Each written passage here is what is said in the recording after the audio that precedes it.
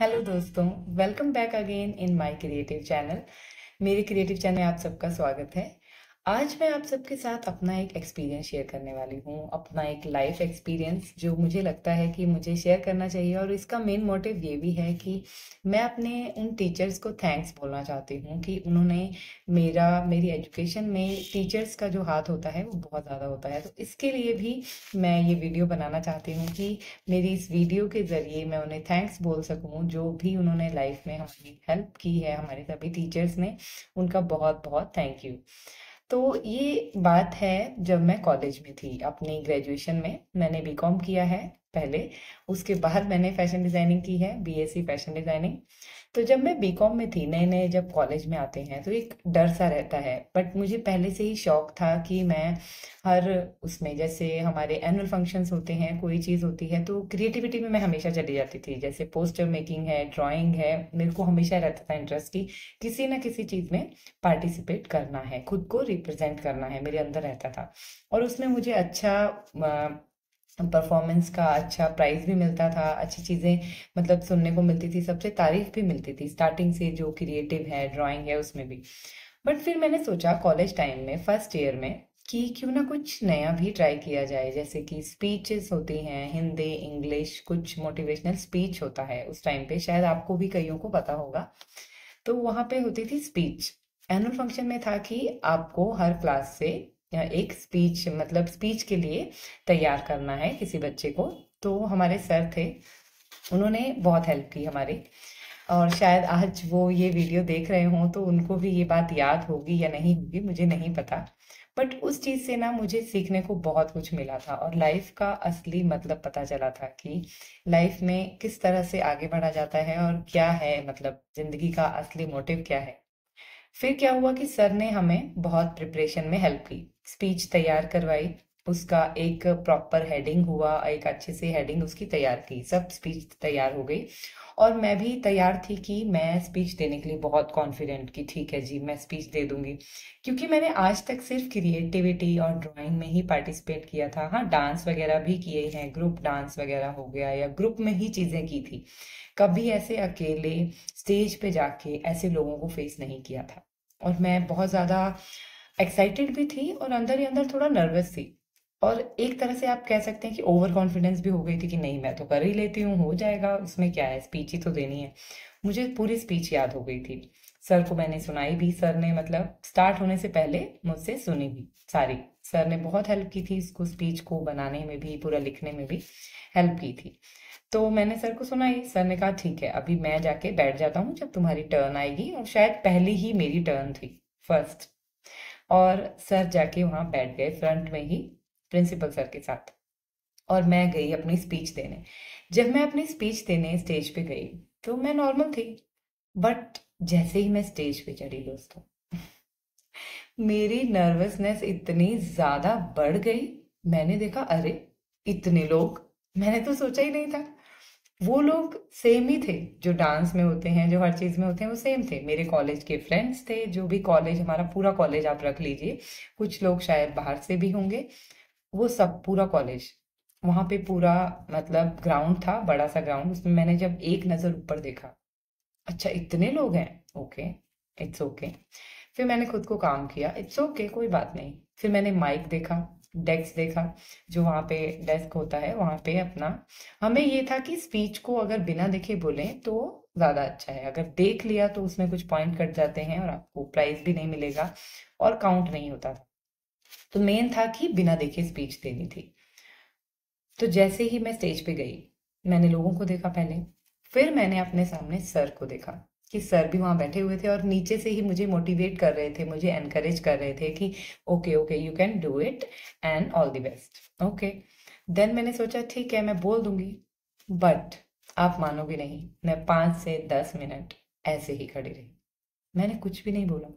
Because मैं blank हो चुकी थी और मैं सब कुछ भूल चुकी थी, क्योंकि मुझे कुछ भी याद नहीं था कि मैं स्पीच क्या बोलूं और कैसे बोलूं, क्योंकि मैं सारी स्पीच ही भूल चुकी थी।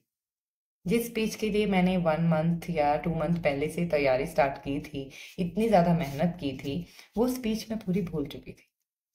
और मुझे ये डर नहीं था कि मैं उसे भूल चुकी हूँ या मेरे को क्या है, मैं ब्लैंक हो चुकी थी।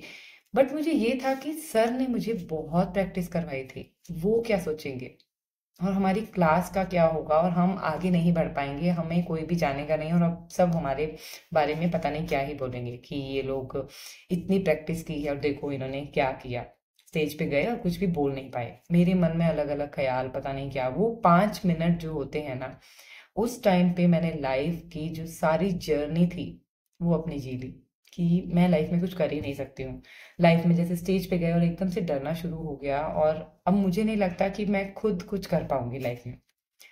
अब मैंने सोच लिया और मेरी इतनी भी हिम्मत नहीं हो रही थी कि मैं वापस चली जाऊं या मैं खड़ी रहूं, मुझे ये भी नहीं पता चल रहा था। फिर सर ने मेरी हेल्प की, सर ने नीचे से मुझे स्लो वॉइस में बोला कि आपको जो याद है आप वो बोल दीजिए। मैं फिर भी कुछ ना बोलूं। फिर सर ने कहा बेटा आप अपनी फर्स्ट लाइन ही बोल दीजिए, ओनली फर्स्ट लाइन बोलो और आप नीचे आ जाओ, इट्स ओके। और वो चीज सुन के मुझे ऐसा लगा कि नहीं, जैसा मैं सोच रही हूँ वैसा नहीं है। जैसा हम देखते हैं कि दुनिया हमारे बारे में सोचेगी वैसा नहीं होता। बट कुछ लोग ऐसे होते हैं वो जो सच में आपको मोटिवेट करते हैं, सच में आपको एनकरेज करते हैं, वो आपके साथ होते हैं। तब आपको जो अलग से एनकरेजमेंट और मोटिवेशन मिलता है वो अलग होता है। और जैसे ही सर ने ये शब्द कहे तो मैंने कहा चलो ठीक है, इतना ही बोल देती हूँ शायद उससे। और एकदम से मुझे वो जो फर्स्ट लाइन थी वो याद आ गई, जो फर्स्ट स्लोगन टाइप एक हमने याद किया था। वो लाइन मैं आप सबके साथ भी शेयर करना चाहूंगी क्योंकि वो लाइन मुझे आज तक याद है।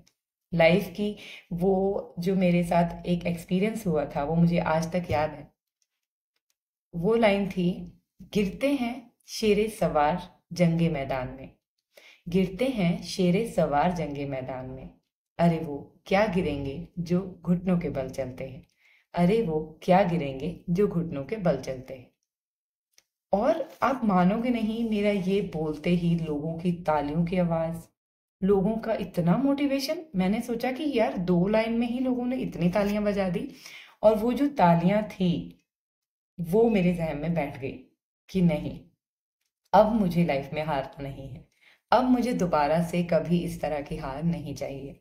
बस वो मेरी लाइफ की पहली और लास्ट हार थी कि अब मुझे नहीं हारना। मैं जैसा सोच रही थी वैसा कुछ था ही नहीं। ठीक है, अगर मैंने नहीं बोला, सबसे बड़ी बात वो थी कि मैंने कोशिश की।